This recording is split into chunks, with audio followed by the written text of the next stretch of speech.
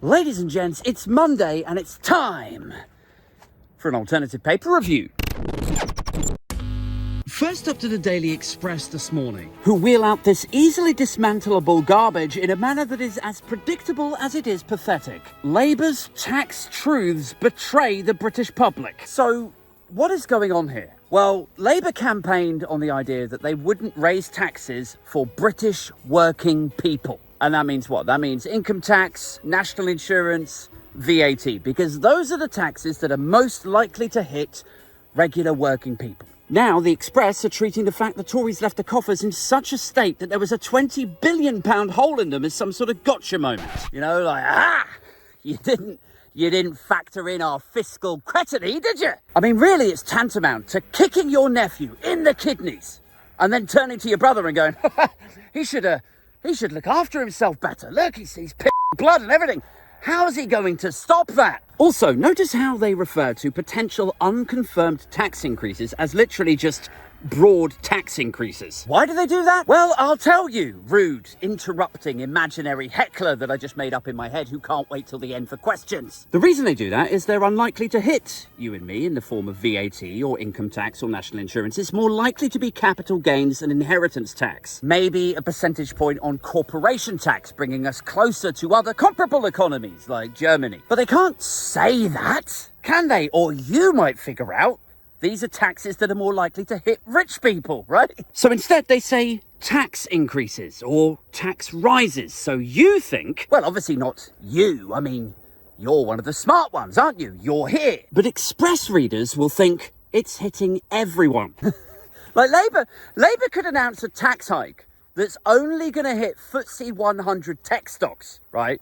A tax specifically for tech companies. And the Express would be like, Labour's new £10 billion tax bomb works out at £20,000 for every working family. That is the level of intellect that you're dealing with here. And I mean, even if you didn't accurately appraise them on their disingenuousness with stories like this, you need only look at the differences between how they report this £20 billion black hole and similar or worse fiscal tomfoolery from only a year or two ago.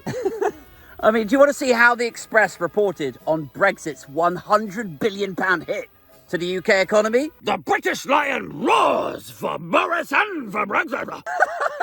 Or how about Sunak and his £70 billion of COVID fraud and COVID waste? Judge me on my pledges to fix Britain. And if anybody tried to shine a light on the £12 billion COVID fraud or the disaster that was Eat Out to help out, be patient. Good times are coming.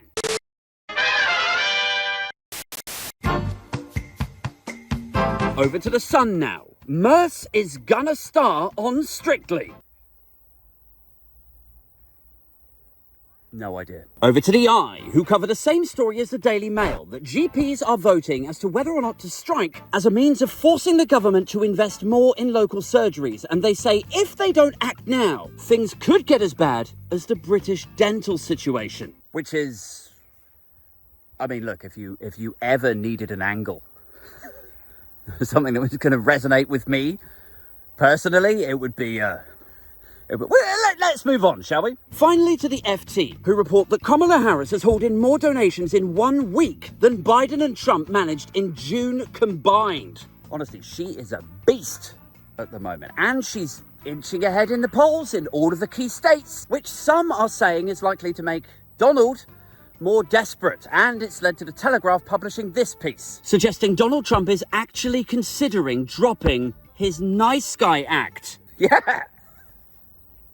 Donald Trump is begrudgingly considering dropping his nice guy shtick. I imagine this is going to come as quite a shock to the people he conned out of tens of thousands of dollars with Trump University and Hillary Clinton and Muslims and the women he called fat pigs, dogs, slobs and disgusting animals. The women he grabbed by the P word, the woman he raped, the IRS, the judge, his opposing legal teams, Hunter Biden, Joe Biden, Jill Biden. I imagine it's going to come as quite a surprise to all of them that this entire time, that was just Donald being nice. Unless, of course, they read the American version of the Daily Express, in which case he could presumably hoodwink the working classes to preside over the biggest increase in inequality in 50 years, soaring billionaire wealth, and still They'd be like, the American eagle squawks for Donald. Good times are coming. Just you gotta hang on in there. They're totally coming.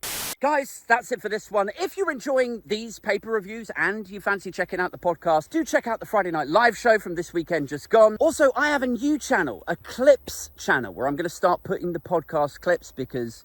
Do you know what's weird, like, and a bit depressing, is I do the paper reviews. They do really well. You guys tune in for them every day. But the clips on the podcast kind of like drag the channel's performance down. So if you're into the podcast, I'm going to put a link to the clips channel in the description below.